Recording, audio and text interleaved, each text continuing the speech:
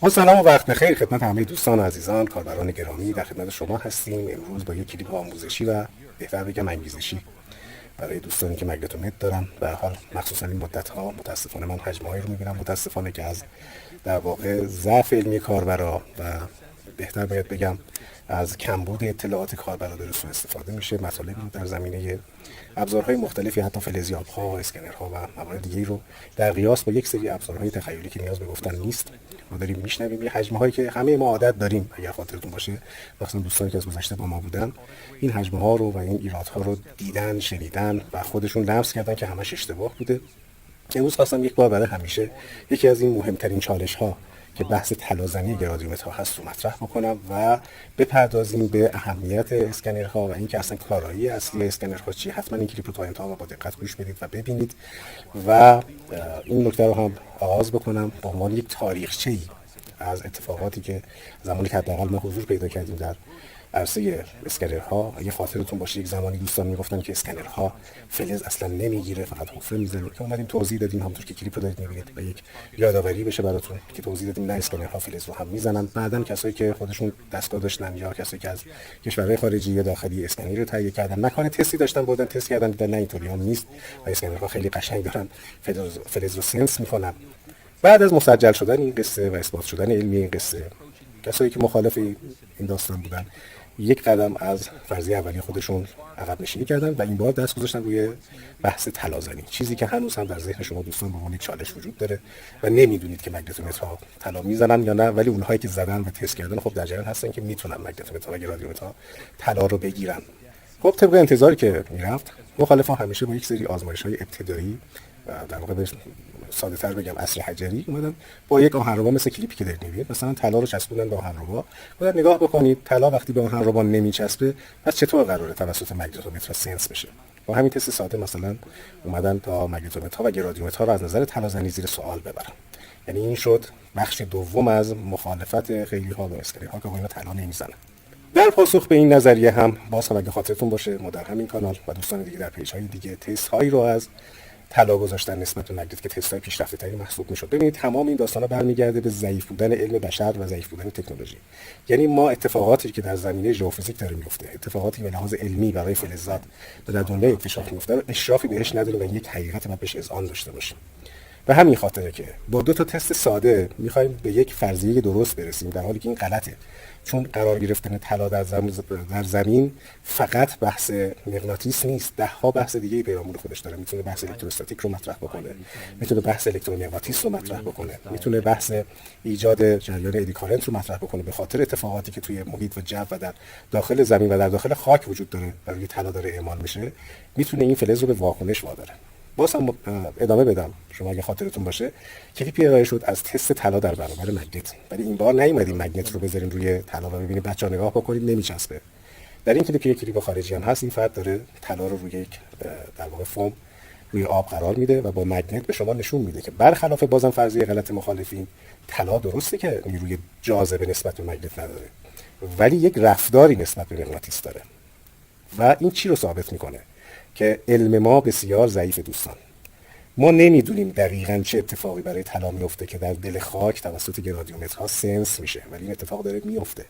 همونطور که ما نمیدونستیم مگنت در مقابل طلا یا طلا در مقابل مگنت دارای واکنش هستن و شاید شما خیلیاتون این کلیپ رو برای اولین بار دارید می‌بینید و خودتون هم میتونید تو خونه‌هاتون رو تست بکنید و براتون اعجاب انگیز باشه.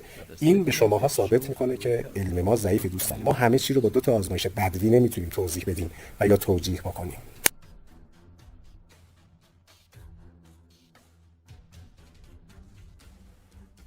حتی به این بخش از آزمایش اگه دقت بکنید آزمایش خیلی جالبیه و مگنت رو روی در واقع یک پایه پلاستیکی میذارن، ترازو رو صفر میکنن، یعنی در اون حالت کالیبره میشه ترازو.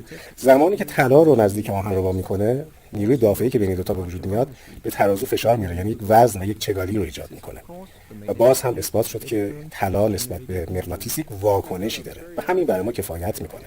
تست جالب بعدی در ادامه همون صحبت‌های قبلی، یک ریل آلومینیومی وجود داره. قبلا دیدید شما این کلیپ رو اگه اشتباه نکنم مشابهش رو.